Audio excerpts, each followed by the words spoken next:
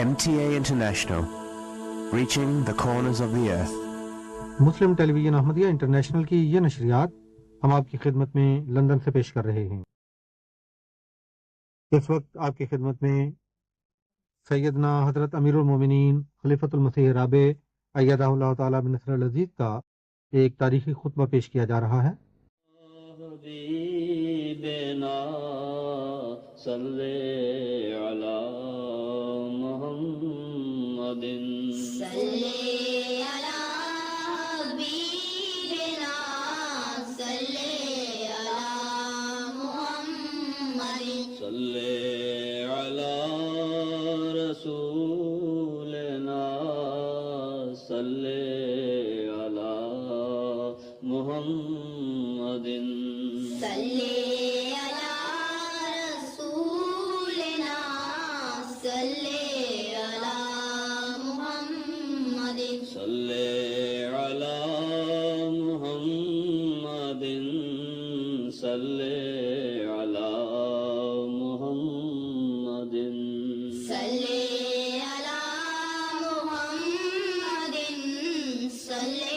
علی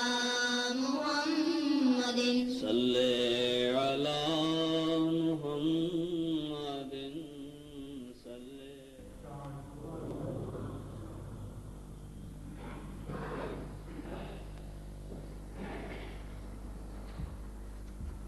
السلام علیکم ورحمۃ اللہ۔ اذان دے دیں۔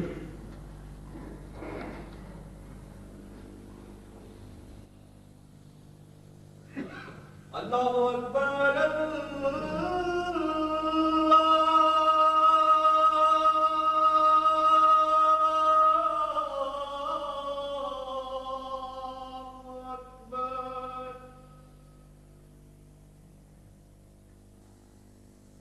اللہ اکبر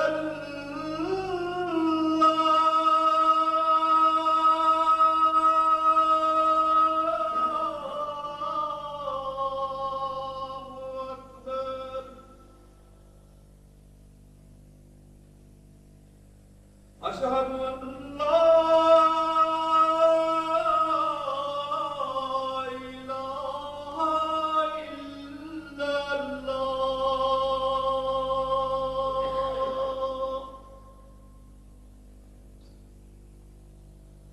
اشہد ان لا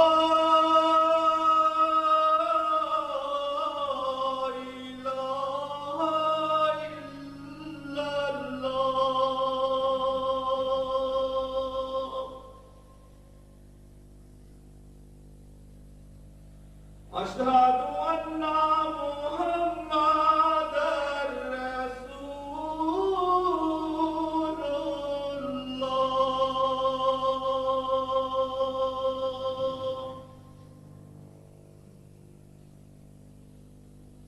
اشہد ان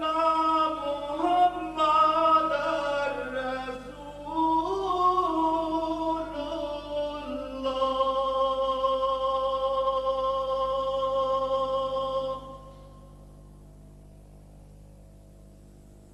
حی علی الصلاۃ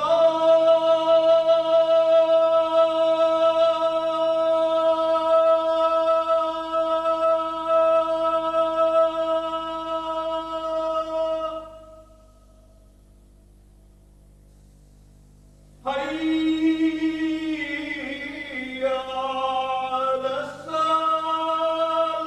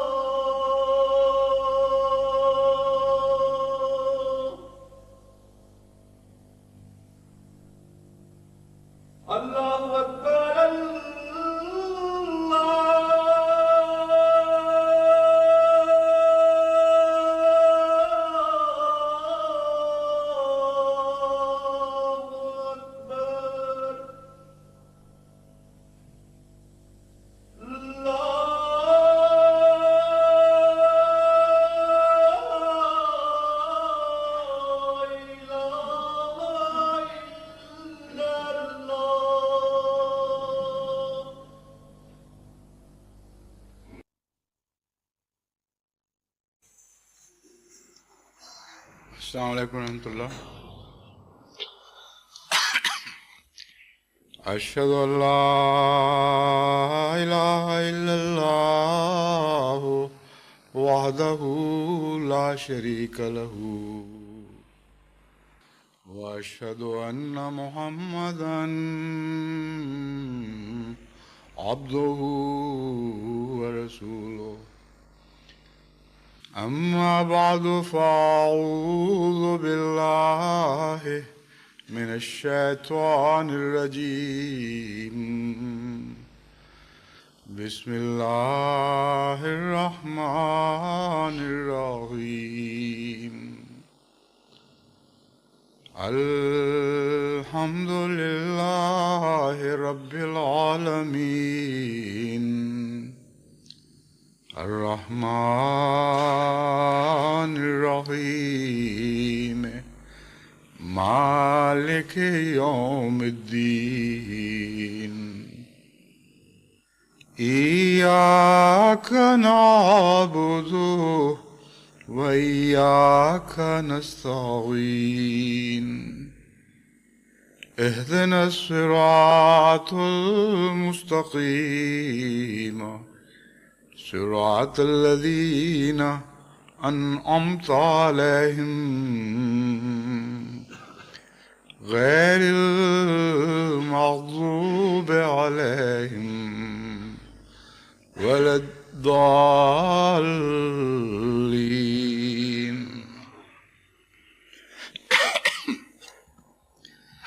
بچوں کو تصویر کشی کی تربیت دینے کے لیے بعض ایسی تصویروں کی کتب بھی دستیاب ہیں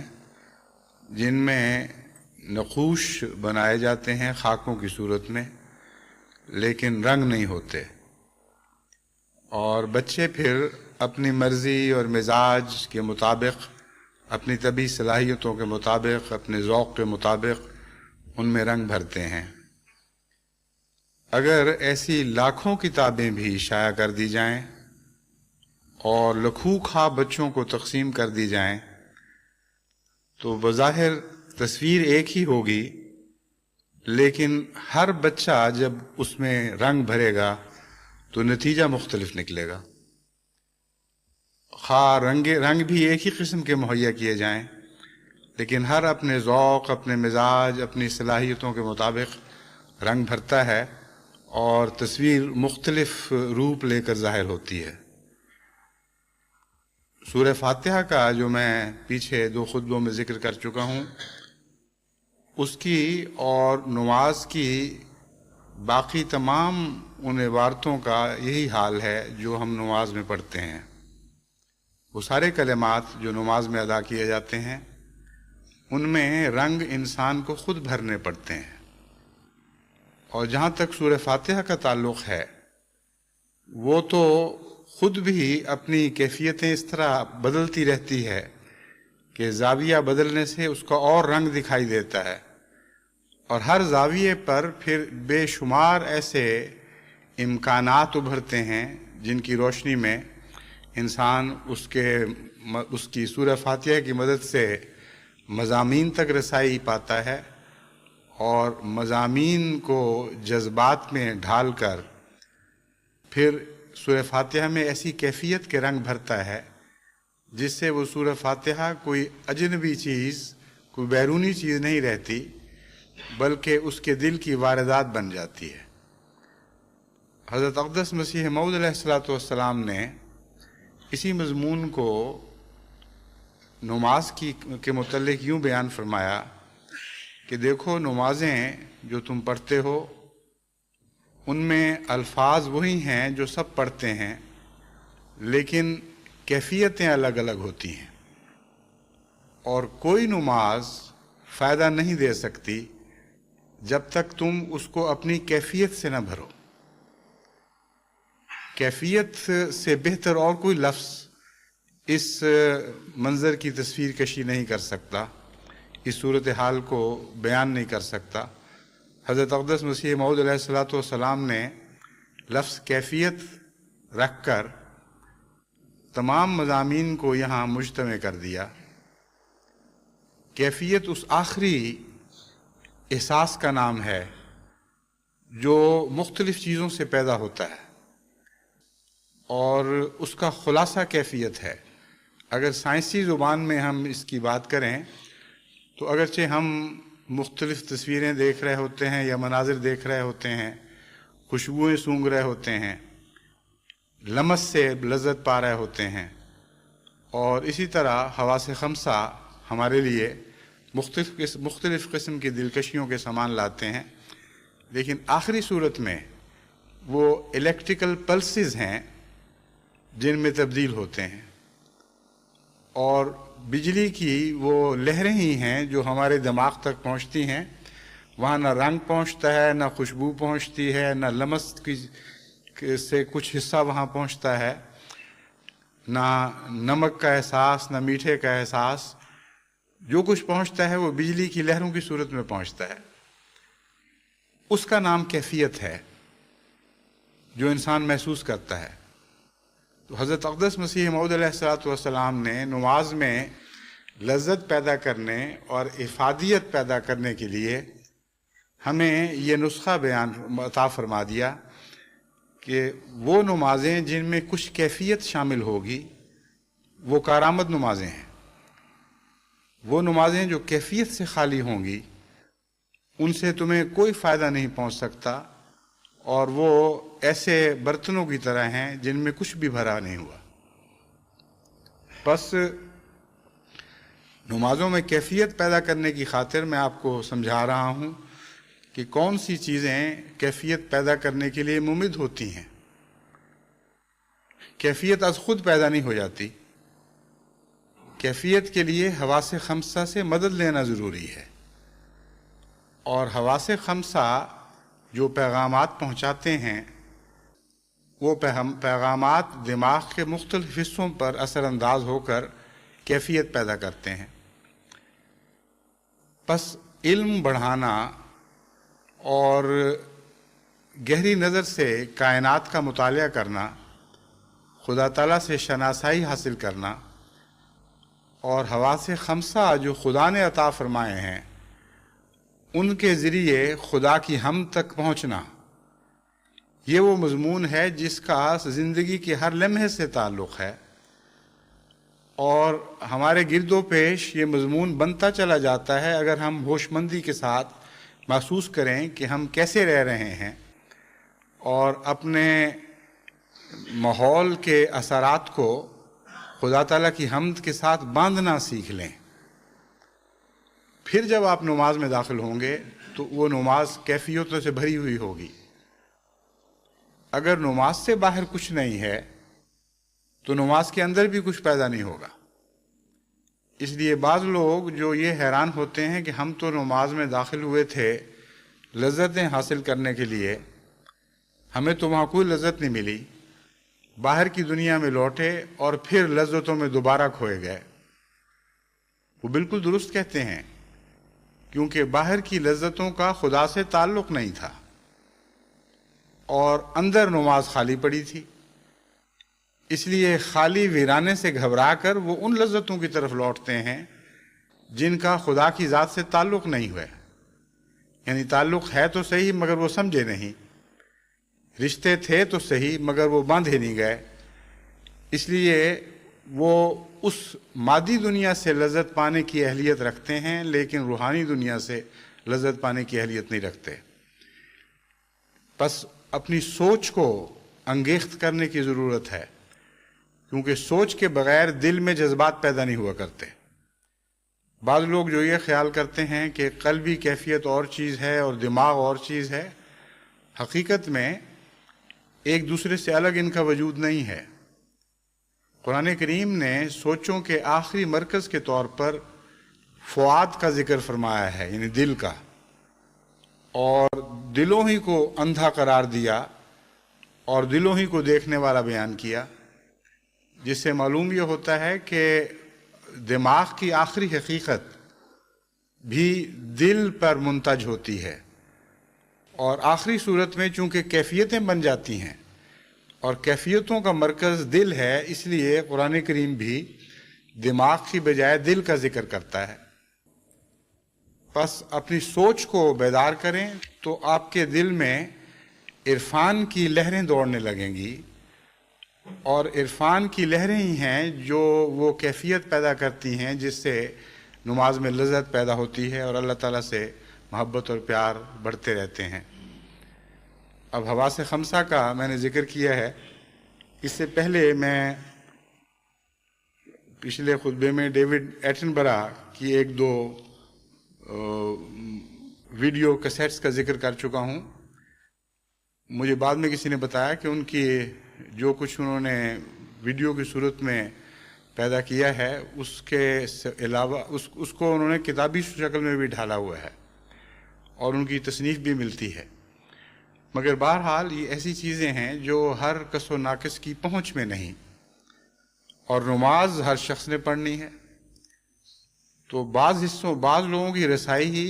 رسائی ایسے مواد تک ہوتی ہے جن سے خدا تعالیٰ کے فضل کے ساتھ ان کا علم بڑھتا ہے، اور اگر ان کے اندر بصیرت ہو تو وہ اس علم کے بڑھنے کے ساتھ خدا تعالیٰ کی یاد میں بھی ترقی کرنے لگتے ہیں۔ لیکن اگر دیکھنے کی طاقت ہی کچھ نہ ہو تو بس وہ علم الگ پڑا رہتا ہے اور خدا کا تصور الگ پڑا رہتا ہے، اور ان دونوں کے درمیان رشتہ قائم نہیں ہوتا۔ مگر سوال یہ ہے کہ ساری دنیا تو اس قسم کے علم تک رسائی نہیں رکھتی، اور وہ دنیا جو پہلے گزر چکی ہے جن میں ایسے زمانے شامل ہیں جن میں خدا کے عظیم انبیاء گزرے جو خدا کو سب سے زیادہ یاد کرنے والے تھے، اور وہ زمانہ بھی شامل ہے جس میں حضرت اقدس محمد مصطفیٰ صلی اللہ علیہ وآلہ وسلم پیدا ہوئے، جن سے زیادہ ذکر کرنے والا نہ پہلے پیدا ہوا نہ آئندہ کبھی ہو سکتا ہے۔ تو اس زمانے میں تو ڈیوڈ ایٹنبرا کا تو وجود ہی کوئی نہیں تھا، اس سائنس کا وجود نہیں تھا جس نے ڈیوڈ ایٹنبرا پیدا کیے، ان ایجادات کا کوئی تصور نہیں تھا جن کے ذریعے سے انسان کی ان خدا تعالیٰ کی صنعتوں تک رسائی ہوئی جن میں اس نے حیرت انگیز تخلیق کے کرشمے دیکھے۔ پس نماز تو ہر زمانے کے لیے ہے، اور ذکر الہی ان ظاہری علوم کا محتاج نہیں، مگر ذکر الہی اس اندرونی توجہ کا ضرور محتاج ہے جس کے نتیجے میں ہر جگہ انسان کو خدا ملنا شروع ہو جاتا ہے، اور نظر میں گہرائی پیدا ہونی شروع ہو جاتی ہے، اور اپنے گرد و پیش جہاں دیکھتا ہے وہ خدا کے وجود کو وہاں جلوہ گر دیکھتا ہے، اور جتنی بصیرت تیز ہو اور جتنی محبت بڑھے اتنا ہی زیادہ وہ جلوہ خدا کا وہ جلوہ زیادہ خوبصورت، دلکش اور دلربا دکھائی دینے لگتا ہے۔ بس عام دنیا کے دستور کے لحاظ سے بھی نماز میں اور خصوصاً سورہ فاتحہ میں ہر انسان اپنی اپنی توفیق کے مطابق رنگ بھر سکتا ہے۔ حواس خمسہ کی میں نے بات کی ہے، اب یہ بھی ایک بڑی دلچسپ غور طلب بات ہے کہ سورہ فاتحہ میں رب العالمین کے بعد رحمان کا ذکر فرمایا گیا، اور رحمان پر غور کرنے سے ہمیں پتہ چلتا ہے کہ ایسی ذات ہے، بے شمار اور بھی معنی ہیں لیکن ایک معنی بڑا نمایاں یہ ہے کہ ایسی ذات ہے جس نے محض ضرورت سے بہت بڑھ کر دیا۔ محض ضرورت تو یہ ہے مثلاً کہ ایک انسان کی بھوک مٹ جائے اور اس کی غذا اس لحاظ سے مکمل ہو کہ اس کو زندگی کے قیام کے لیے اور زندگی کی نشو و نما کے لیے جن کیمیاوی اجزاء کی ضرورت ہے وہ اسے متناسب شکل میں مہیا ہو جائیں۔ یہ زندگی کی محض ضرورت ہے، اور یہ ضرورت بعض دفعہ ڈرپس کی صورت میں بھی، جس کے ذریعے مریضوں کو خوراک پہنچائی جاتی ہے، انسان کو مہیا ہو جاتی ہے۔ ایسے کنسنٹریٹس کی صورت میں، یعنی ایسی غذاؤں کے خلاصے کی شکل میں بھی انسان کو مہیا ہو جاتی ہے، جس میں مزہ کوئی نہیں ہوتا، یا ہوتا ہے تو معمولی سا ہوتا ہے اور ضرورت پوری ہو جاتی ہے۔ تو اگر خدا تعالیٰ نے صرف کائنات کو بعض ضرورتوں کی خاطر پیدا کرنا تھا تو محض اس طرح بھی پیدا فرما سکتا تھا کہ ہر چیز کی ضرورت پوری ہو جائے، اور خدا نے تخلیق کا گویا حق ادا کر دیا، لیکن ہر جگہ آپ کو رحمانیت جلوہ گر دکھائی دیتی ہے۔ حواس خمسہ پر آپ غور کر کے دیکھیں، یہ تو ہر انسان کے بس میں ہے، اس کے لیے کسی علم کی ضرورت نہیں۔ ہر انسان سے مراد وہ ہے جسے حواس خمسہ عطا ہوں، اور اگر حواس خمسہ عطا نہ ہوں تو 4 خواص عطا ہوں، ان کے ذریعے بھی انسان اسی قسم کی معرفت تک رسائی حاصل کر سکتا ہے۔ 3 ہوں تو ان 3 کے ذریعے انسان اپنی توفیق کے مطابق خدا تک پہنچ سکتا ہے، مگر حواس خمسہ ہوں یا حواس 4 ہوں یا 3 ہوں یا 2 یا 1، زندگی میں کوئی ایسا زندگی کا حصہ آپ کو دکھائی نہیں دے گا جو حواس سے عاری ہو، اور اگر حواس سے عاری ہے تو وہ موت ہے۔ بس انسان ہی نہیں بلکہ اس کی ادنا حالتیں بھی حواس کے ذریعے خدا تک پہنچتی ہیں، اور جہاں تک انسان کا تعلق ہے، اگر وہ محض اس پہلو سے غور کرے کہ میری ہر حص میں خدا تعالیٰ نے محض ضرورت پوری نہیں فرمائی بلکہ اس سے بہت بڑھ کر رکھا ہے۔ ناک کی جو خوشبو کی یا بو کی احساس کی ضرورت ہے، وہ اس لیے ہے کہ بعض زہریلی اور گندی چیزوں سے انسان بچ سکے، لیکن اس میں لذت کیوں رکھ دی؟ بعض چیزوں میں لذت کیوں رکھ دی گئی، سوال تو یہ ہے۔ اس کے بغیر بھی کام چل سکتا تھا۔ بعض جانور اس حد تک قوت رکھتے ہیں، شامہ کہلاتی ہے، یعنی سونگنے کی قوت، کہ وہ اپنی مرضی کی، اپنی ضرورت کی چیز کو پہچان لیں، اور جو چیز ان کے لیے مضر ہو سکتی ہے اس کو پہچان کر اس سے دور ہٹ سکیں۔ یہ ہے بنیادی ضرورت، جسے میں محض ضرورت کہتا ہوں۔ لیکن ہر جانور کو خدا تعالیٰ نے کچھ نہ کچھ لذت بھی عطا کر دی ہے، جو انسان تک پہنچتے پہنچتے درجہ کمال تک پہنچ جاتی ہے۔ نظر کی محض ضرورت یہ ہے کہ آپ رستہ دیکھ سکیں، چیزوں کو چیزوں کو نہ صرف دیکھ سکیں بلکہ جہاں تک ممکن ہو اس کے فاصلے دیکھ سکیں، چیزوں کو اس حد تک پہچان سکیں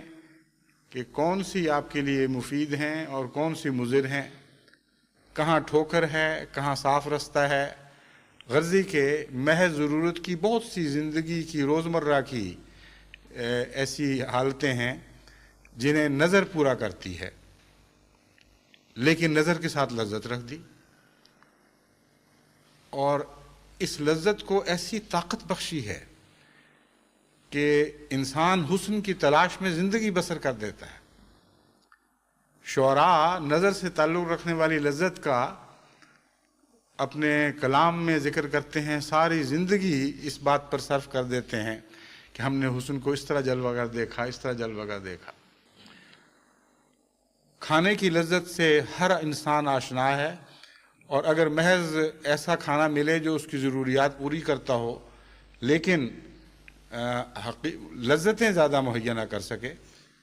تو انسان بیزار ہو جاتا ہے۔ بعض گھروں میں اس وجہ سے میاں بیوی کی لڑائیاں طلاق تک پہنچ جاتی ہیں کہ بیوی کو کھانا نہیں اچھا پکانا آتا۔ ہر روز کی بک جھک ہوتے ہوتے بالآخر نفرتیں پیدا ہو جاتی ہیں، اور وہ خاوند کہتا رہتا ہے کہ تو ہے ہی بے سلیقہ، تو تیرے ہاتھ میں تو مزہ ہی کوئی نہیں۔ حالانکہ کھانے کی جہاں تک جسم کی ضرورت کا تعلق ہے وہ تو اسے مہیا ہو رہی تھی۔ اسی طرح آپ دیگر اپنے حواس پر غور کریں تو کم سے کم ضرورت بہت تھوڑی تھی، اس سے بہت زیادہ عطا کیا گیا ہے، اور اس عطا کرنے کی صفت کا نام جو ضرورت حقہ سے زیادہ ہو رحمانیت ہے. پس جب آپ الحمدللہ رب العالمین کہتے ہیں اور ربوبیت کے نظارے اپنے ذہن میں تصویر کی طرح گھماتے ہیں تو اپنے گرد و پیش اپنی ذات میں، اپنی اولاد کی صورت میں، اپنے ماں باپ کی صورت میں، اپنے دوستوں کی صورت میں، اپنے معلمین کی صورت میں، ہر طرف سے آپ کو ربوبیت کے نظارے مختلف شکلوں میں دکھائی دینے لگیں گے. اور جس دن کی جو نماز ہے اس دن جو خاص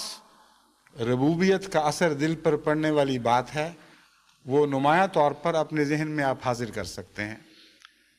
اور روزمرہ کے بدلتے ہوئے تجارب کے ساتھ ساتھ ربوبیت کے مختلف نقشے آپ کے ذہن میں ابھر سکتے ہیں.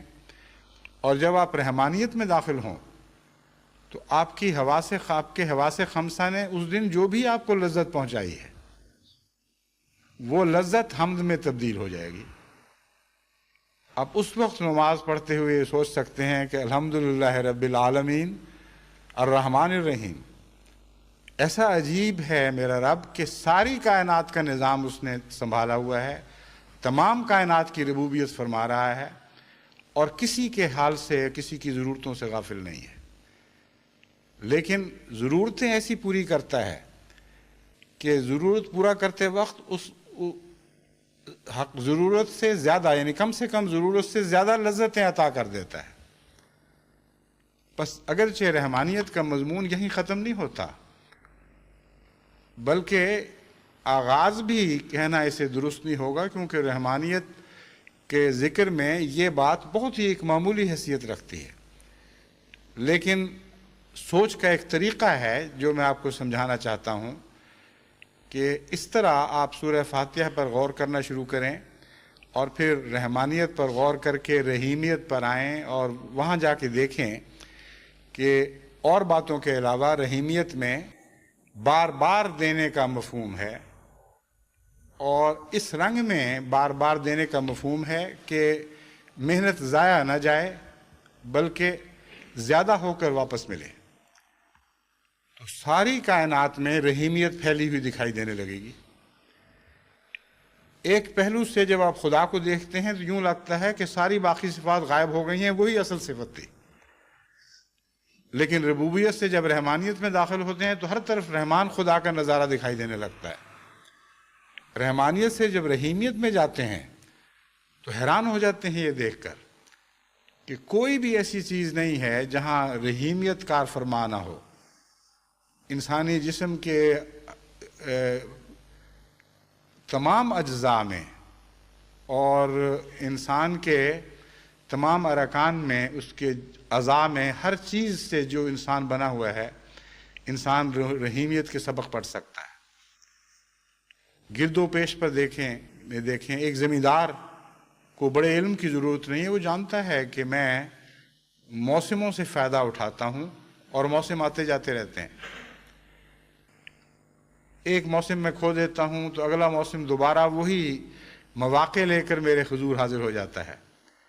اس موسم سے میں فائدہ اٹھاتا ہوں اور پھر وہ موسم نکل جاتا ہے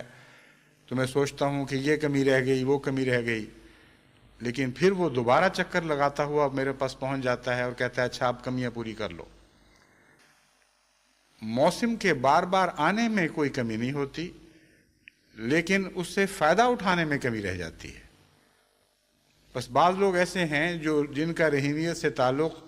اس طالب علم کی طرح ہوتا ہے جو ہر امتحان کے وقت سوچتا ہے کہ جو ہو چکا، اگلے امتحان کی دفعہ میں یہ سب تیاریاں کروں گا تاکہ یہ نقص بھی نہ رہے، یہ نقص بھی نہ رہے، یہ نقص بھی نہ رہے. اور اگلا امتحان پھر بھی آتا ہے لیکن وہ پھر تیاریوں سے محروم رہ جاتا ہے. تو استفادہ کرنے کا کام ہمارا ہے، لیکن جہاں تک افادہ کا تعلق ہے، فائدہ پہنچانے کا تعلق ہے، رحیمیت ہر بار اپنے سب جلوے لے کر آتی ہے اور بار بار آتی ہے. رحیمیت کا مضمون بھی اتنا وسیع ہے کہ ایک خطبہ چھوڑ 20 خطبات میں بھی مضمون کی نشاندہی بھی پوری نہیں کی جا سکتی. لیکن یہ مثال میں نے آپ کے سامنے رکھی ہے کہ اس مثال پر غور کرتے ہوئے اپنے علم کو بڑھائیں، اپنے عرفان کو بڑھائیں. کسی بیرونی علم کی ضرورت نہیں ہے، بلکہ آپ کے حواس خمسہ یہ اہلیت رکھتے ہیں کہ آپ کو خدا تک پہنچا دیں، لیکن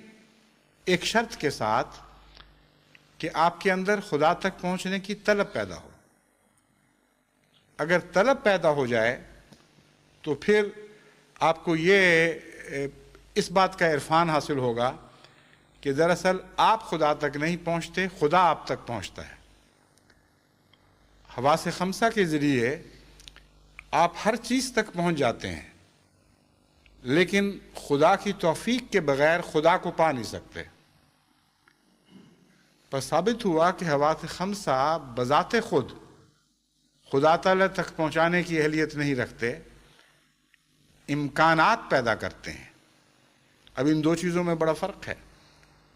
جیسا کہ میں نے پہلے مثال دی تھی، بڑے بڑے دنیا میں علماء موجود ہیں جو سائنس کے ایسے ماہرین ہیں کہ خدا تعالیٰ کی تخلیق کی باریک در باریک چیزوں تک ان کی نگاہ پہنچتی ہے، اور جہاں پہنچ کر ٹھہرتی ہے وہاں ان کو یہ پیغام دیتی ہے کہ ابھی تم نے کچھ بھی حاصل نہیں کیا، اس سے پرے اور بھی علم کے جہان ہیں. بس نہ صرف یہ کہ وہ نظر رکھتے ہیں، بلکہ نظر کے اندر عمق رکھتے ہیں، گہرائی رکھتے ہیں، اور پھر بھی خدا تک نہیں پہنچتے.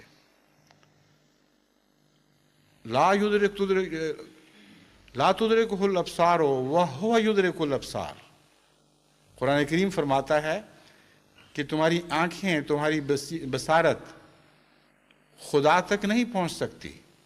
ہوا یدرک الابصار، ہاں وہ ہے جو تمہاری قوت ادراک تک پہنچتا ہے. کتنا عظیم الشان نکتہ اس میں بیان فرما دیا گیا. اور امر واقعہ یہ ہے کہ خدا تعالیٰ کی عظمت اور لطافت اور اس کا اعلیٰ ہونا اور اس کا عظیم ہونا اور اس کا اکبر ہونا، یہ ساری باتیں ایسی ہیں جو انسانی حواس خمسہ کو ناکام کر دیتی ہیں کہ انسان محض ان کے زور سے خدا کی عظمت کو پالے، اس کے علو کو پالے، اس کو کبریائی کو پالے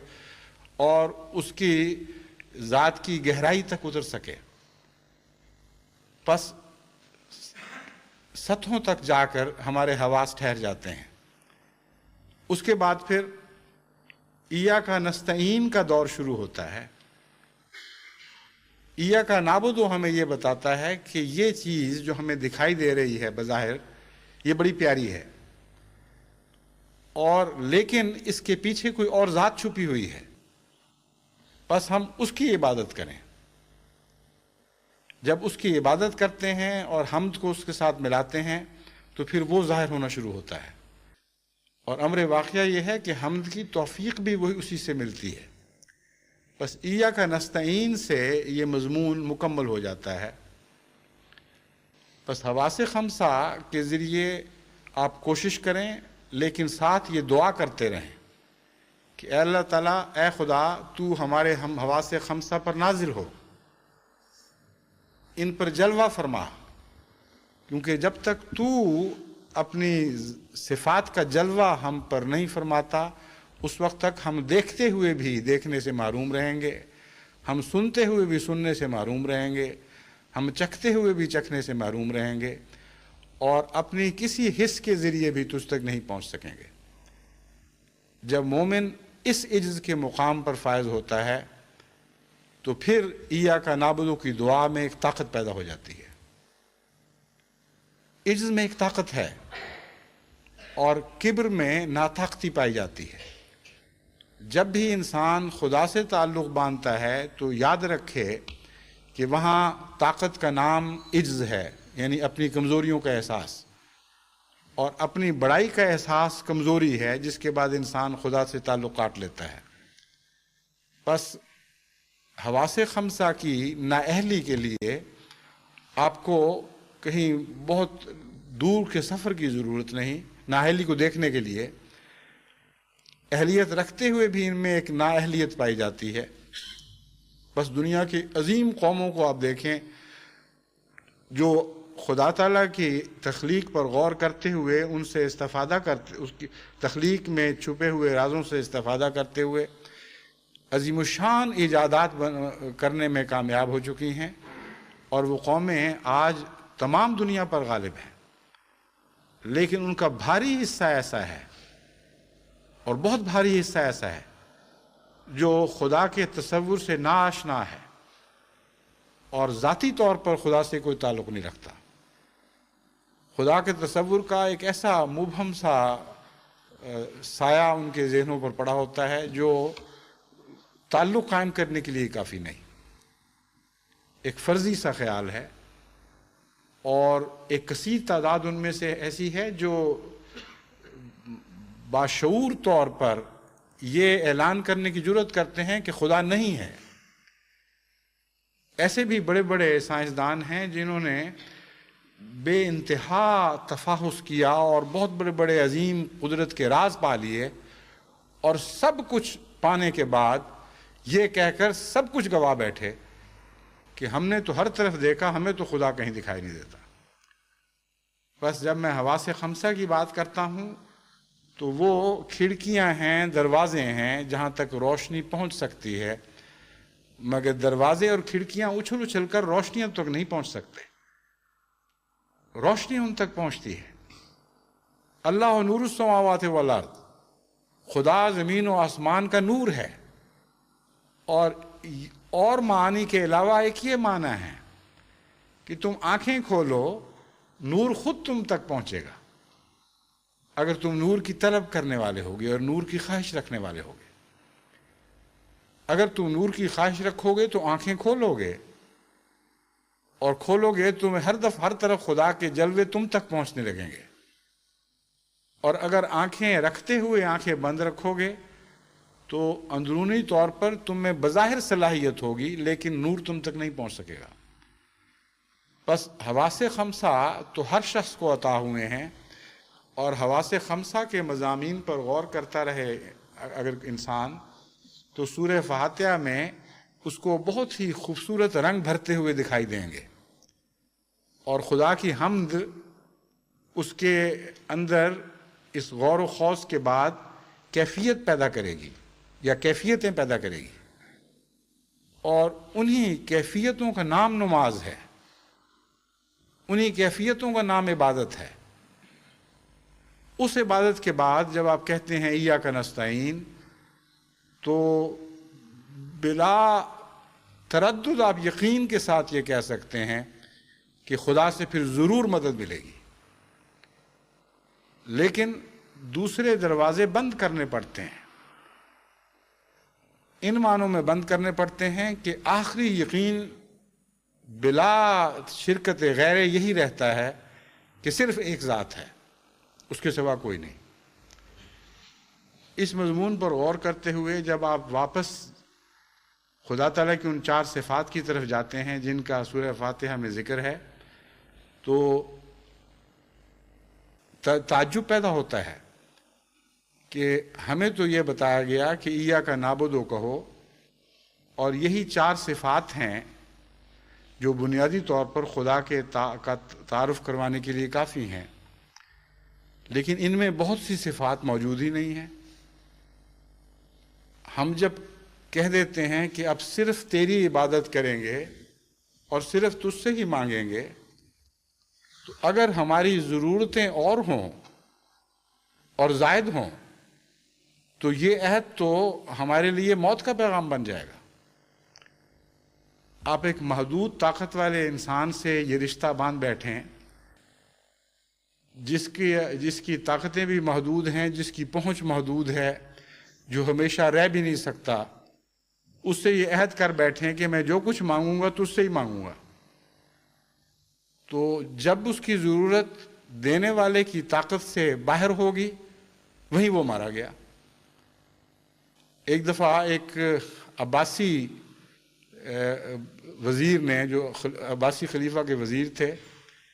کسی کے ساتھ احسان کا معاملہ کیا، تو اس نے احسان کا شکریہ اس رنگ میں ادا کیا کہ اس سے تحریری معاہدہ کیا کہ اے وزیر، میں خدا کو حاضر ناظر جان کر کہتا ہوں کہ آئندہ میں تیرے دروازے کے سوا کسی دروازے کی طرف نہیں دیکھوں گا اور تجھ سے تیرے سوا کسی سے نہیں مانگوں گا۔ لیکن کچھ عرصے کے بعد نہ وہ وزیر رہا نہ وہ دور رہا، اور یہ وعدہ از خود ہی جھوٹا ثابت ہو گیا۔ بس جب ہم کہتے ہیں ایاک نعبد و ایاک نستعین، تو غور طلب بات ہے کہ آیا یہ حکمت کی بات تھی بھی کہ نہیں؟ کہیں ہم ایسا عہد تو نہیں کر بیٹھے جس کے نتیجے میں بعض ضرورتیں ہماری خدا کی ذات سے باہر رہ جائیں گی، اور جب ذات کی طرف واپس لوٹتے ہیں تو وہاں 4 صفات ہیں صرف: ربوبیت، رحمانیت، رحیمیت اور مالکیت۔ اب کیا ان 4 صفات سے انسان کا گزارا ہو سکتا ہے؟ علم کا یہاں کہیں ذکر نہیں کہ خدا عالم الغیب بھی ہے۔ اس بات پر غور کرتے ہوئے وہ مضمون ذہن میں ابھرتا ہے جس کا میں پہلے بھی ذکر کر چکا ہوں کہ در حقیقت یہ 4 صفات ام الصفات ہیں، ام الصفات ہیں، اور کوئی ایک صفت بھی ایسی نہیں جو ان کے اثر سے باہر ہو۔ بعض دفعہ ایک صفت سے کئی دوسری صفات پیدا ہوتی ہیں، بعض دفعہ مختلف صفات مل کر بعض صفات پیدا کرتی ہیں، اور آپس میں ان کے تعلقات کے عدلنے بدلنے سے نئے مضامین ابھرتے ہیں۔ اور بعض دفعہ ہماری نظر نہیں ہوتی کہ ہم ایک صفت میں دوسری صفات موجود دیکھ سکیں، لیکن موجود ہوتی ہیں۔ اور قرآن کریم کا مطالعہ ہمیں ہماری توجہ ان کی طرف مبذول کرواتا ہے اور بتاتا ہے کہ دیکھو اس کھڑکی کے راستے یہ روشنی بھی دکھائی دینی چاہیے تھی مگر دکھائی نہیں دی۔ مگر قرآن کریم مددگار بنتا ہے، اور سارے قرآن کریم کے مطالعہ کے بعد یہ حقیقت ایک یقین کے طور پر دل میں ہمیشہ کے لیے جاگزین ہو جاتی ہے کہ سورہ فاتحہ کو ام الصفات کہنا محض ایک جذباتیت کی بات نہیں تھی، ایک جذباتی تعلق کے نتیجے میں نہیں تھا، بلکہ گہرے ٹھوس علم کے نتیجے میں ہے، اور یہی حقیقت ہے۔ مثلا میں نے علم کا ذکر کیا کہ خدا کو ہم جانتے ہیں سورہ فاتحہ کے علاوہ کہ عالم الغیب ہے، عالم الشہادہ ہے، اور حاضر کو جانتا ہے، غائب کو جانتا ہے، ماضی کو بھی جانتا ہے، مستقبل کو بھی جانتا ہے، لیکن سورہ فاتحہ میں تو کوئی ایسا ذکر نہیں ملتا۔ پھر انسان قرآن کریم کے مطالعے میں یہ بات پڑھ کر اچانک حیران رہ جاتا ہے کہ الرحمن علم القرآن خلق الانسان علمہ البیان، کہ یہ رحمان ہے جس نے قرآن سکھایا۔ اب رحمانیت کا علم سے کوئی تعلق ہے، ورنہ رحمان کو قرآن سکھانے والا کیوں قرار دے دیا گیا؟ یہ کہنا چاہیے تھا علام الغیوب ہے، عالم ہے، علیم ہے جس نے قرآن سکھایا، کیونکہ علم سکھانے والے کو تو عالم کہا جاتا ہے یا علیم کہا جاتا ہے یا علامہ کہا جاتا ہے، رحمان تو نہیں کہا جاتا۔ تو رحمانیت میں علم کا کون سا جز پایا جاتا ہے یا کون سی مشابہت پائی جاتی ہے ان صفات میں، جس کی وجہ سے قرآن کریم جو تمام علوم میں سب سے زیادہ جامع ہے اور سب سے بڑا اونچا مقام رکھتا ہے اور سب سے زیادہ گہرائی رکھتا ہے، اس کو علیم کی طرف منسوب کرنے کی بجائے رحمان کی طرف منسوب کر دیا۔ اس مضمون پر غور کرتے ہوئے جب آپ رحمانیت میں سفر شروع کرتے ہیں تو آپ یہ سوچ کر حیران رہ جاتے ہیں کہ باوجود اس کے کہ ربوبیت بہت وسیع طور پر اثر انداز دکھائی دیتی ہے اور قانون قدرت اور تخلیق میں کار فرما نظر آتی ہے، لیکن جب کچھ بھی نہ ہو تو رحمانیت کے سوا کسی چیز کا آغاز ہو ہی نہیں سکتا، کیونکہ رحمان کے اندر بن مانگے دینے والے کا معنی پایا جاتا ہے۔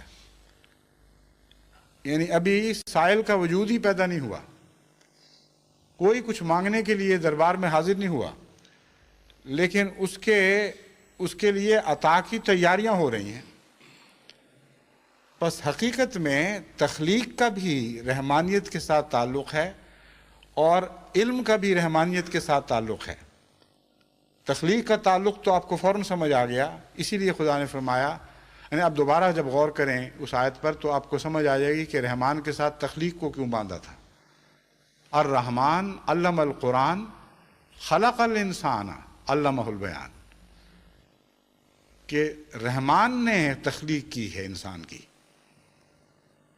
اور رحمان ہی تھا جس نے قرآن عطا کیا۔ تخلیق کے لیے رحمانیت کا جوڑ سمجھنے کے لیے خدا تعالیٰ نے بہترین مثال پیش فرما دی انسان کی۔ انسان تخلیق کی وہ آخری شکل ہے جس میں سب سے زیادہ رحمانیت جلوہ گر ہے، کیونکہ انسان کو سب سے زیادہ وہ چیزیں عطا ہوئی ہیں جو بن مانگے عطا ہوئیں اور جو درجہ کمال تک پہنچی ہوئی ہیں۔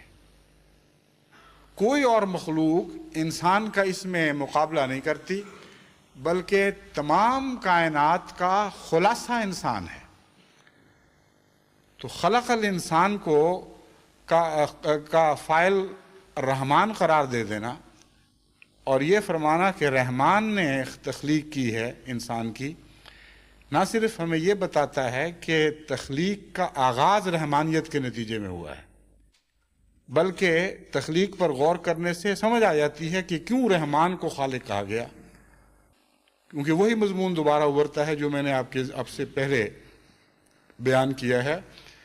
کہ ہر تخلیق میں ضرورت واجبی کے علاوہ چیزیں عطا کی گئی ہیں۔ ضرورت حقہ کا لفظ میں نے پہلے استعمال کیا تھا، غالباً ضرورت واجبی کہنا زیادہ درست ہے، یعنی وہ ضرورت جو کم سے کم ہے، جس کے مل جانے کے پورا ہو جانے کے بعد انسان کو چیز کو بقا نصیب ہو جاتا ہے اور پیاس بجھ جاتی ہے۔ وہ ضرورت پورا کرنے کے بعد اگر کچھ مزید عطا کیا جائے تو وہ واجبی ضرورت سے زیادہ ہے، اور اس کے لیے رحمان کا ہونا ضروری ہے، ورنہ آپ روزمرہ کی زندگی میں تو رحمان نہیں بنتے۔ مزدور نے جب آپ کا کوئی کام کیا ہو تو بالعموم انسان کم سے کم دے کر پیچھا چھڑانے کی کوشش کرتا ہے۔ اکثر مالکوں کو دیکھا گیا ہے کہ وہ نوکروں بیچاروں کے ساتھ ایسا سلوک کرتے ہیں کہ تمہاری ضرورت پوری ہوگی بس کافی ہے، تم اس میں رہ سکتے ہو، سردی سے بچ سکتے ہو، گرمی سے کسی حد تک بچ سکتے ہو، بلکہ واجبی ضرورت بھی پوری نہیں کی جاتی، کسی حد تک پوری ہو جائے تو سمجھتے ہیں کہ ذمہ داری ادا ہو گئی۔ وہ تو رحمان نہیں کہلا سکتے۔ بس تخلیق میں کوئی بھی ایسا زندگی کا ذرہ آپ کو دکھائی نہیں دے گا، خواہ وہ زندگی کی کسی نوع سے تعلق رکھنے والا ذرہ ہو، جس ذرے کے اندر بھی رحمانیت کا جلوہ دکھائی نہ دیتا ہو۔ حضرت مسیح موعود علیہ الصلوۃ والسلام فرماتے ہیں، بنا سکتا نہیں ایک پاؤں کیڑے کا بشر ہرگز، تو پھر کیوں کر بنانا نور حق کا اس پہ آساں ہے۔ اب کیڑے کا پاؤں بنانے پر انسان قادر نہیں، یہ بات عجیب لگتی ہے آج کے زمانے میں، جب آپ دیکھتے ہیں کہ ہوائی جہاز ایجاد ہو گئے، ٹیلی ویژنز ایجاد ہو گئیں، حیرت انگیز باریک در باریک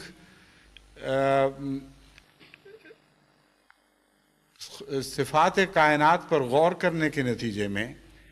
انسان باریک در باریک چیزیں بنانے پر قادر ہوتا چلا جا رہا ہے۔ تو کیا یہ مصرع حضرت مسیح موعود علیہ الصلوۃ والسلام کا اب پرانے زمانے کی بات بن گیا کہ بنا سکتا نہیں ایک پاؤں کیڑے کا بشر ہرگز؟ لیکن جب آپ گہری نظر سے دیکھتے ہیں تو آپ حیران ہو جاتے ہیں یہ دیکھ کر کہ بڑی بڑی تخلیق اور عظیم تخلیق اور باریک در باریک تخلیق کا دعویٰ کرنے والا انسان بھی آج تک کیڑے کا ایک پاؤں بنانے سے عاجز ہے،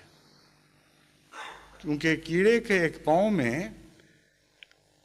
عجیب در عجیب چیزیں بنی ہوئی ہیں۔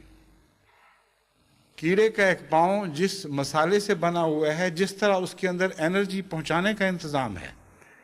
جس طرح وہ اپنے ظاہری حجم کے مقابل پر 20 گنا زیادہ وزن اٹھانے کی طاقت رکھتا ہے، جس طرح اس کے اندر باریک در باریک اعصاب ہیں، جس طرح وہ اس بات کا اہل بنایا گیا ہے کہ سیدھی عمودی چیزوں پر بھی وہ چڑھ جائے اور عام سطح پر بھی اسی طرح دوڑنے لگے، جس طرح بعض ان میں سے پانی کی سطح پر دوڑنے کی بھی استطاعت رکھتے ہیں، اس کیڑے کے پاؤں پر آپ غور کریں تو عقل دنگ رہ جائے گی، اور بغیر کسی شک کے ایک انسان جو صاحب علم ہو اور صاحب فراست ہو وہ دوبارہ یہ اعلان کرے گا اور 1000 بار یہ اعلان کرے گا کہ بنا سکتا نہیں ایک پاؤں کیڑے کا بشر ہرگز۔ تو خدا تعالیٰ کی صنعتوں میں تو ہر جگہ رحمانیت جلوہ گر دکھائی دیتی ہے، اور رحمانیت کو تخلیق میں ڈھالنے کے لیے علم کی ضرورت ہے، کیونکہ تخلیق میں سائنس بھی ہے اور ٹیکنالوجی بھی ہے، یہ دو چیزیں اکٹھی ہو کر تخلیق میں ڈھلتی ہیں۔ علم کے بغیر تخلیق ممکن ہی نہیں ہے۔ پس علم جب درجہ کمال کو پہنچا ہو تب تخلیق خوبصورت ہوتی ہے، اور اس کے باوجود تخلیق کوئی عملی جامہ نہیں اوڑھ سکتی یا عمل کی صورت میں ڈھل نہیں سکتی جب تک ساتھ ٹیکنالوجی بھی نہ ہو۔ تو اللہ تعالیٰ کو، رحمان خدا کو علم کے بغیر رحمانیت کو تخلیق میں ڈھالنے کی استطاعت ہی نہیں ہو سکتی تھی، اور سب سے زیادہ عالم وہ ہوتا ہے جو چیز کو خود بنانے والا ہو۔ دوسرے بھی سمجھتے ہیں اور سمجھنے کی کوشش کرتے ہیں، کسی کے بنائے ہوئے ماڈل پر غور کرتے ہیں اور گہرائی میں اترنے کی کوشش کرتے ہیں، لیکن جو بنانے والا ہے اس سے بڑھ کر عالم دنیا میں کوئی نہیں ہو سکتا۔ بس رحمان میں ہی علم بھی شامل ہے اور رحمان میں بھی تخلیق بھی شامل ہے۔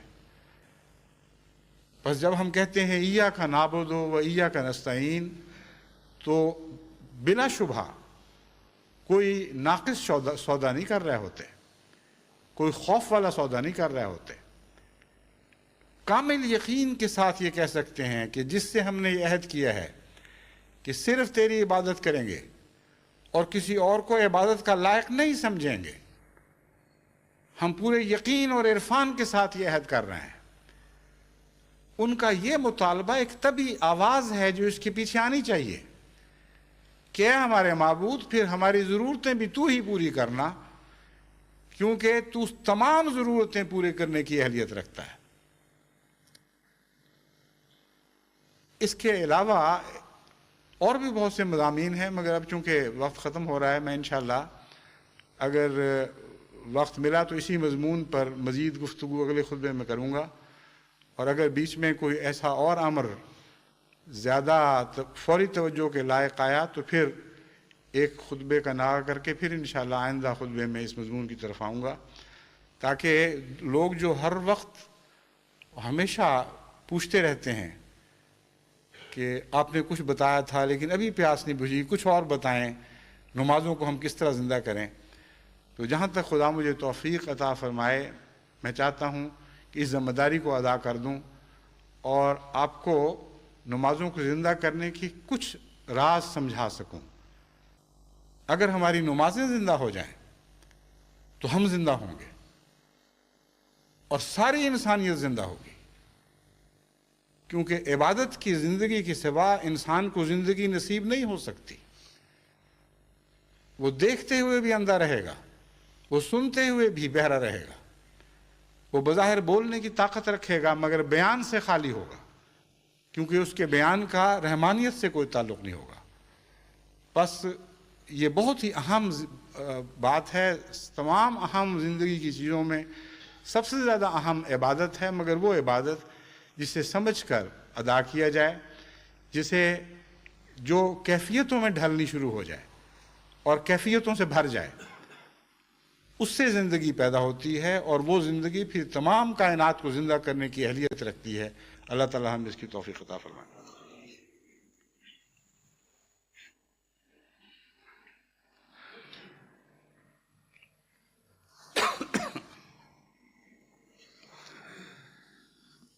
الحمد لله نحمده ونستعينه ونستغفره ونؤمن به ونتوكل عليه ونعوذ بالله من شرور أنفسنا ومن سيئات أعمالنا من يهده الله فلا مضل له ومن يضلله فلا هادي له ونشهد أن لا إله إلا الله وحده لا شريك له ونشهد أن محمدا عبده ورسوله عباد الله رحمكم الله إن الله يأمر بالعدل والإحسان وإيتاء ذي القربى وينهى عن الفحشاء والمنكر والبغي يعظكم لعلكم تذكرون اذكروا الله يذكركم وادعوه يستجب لكم ما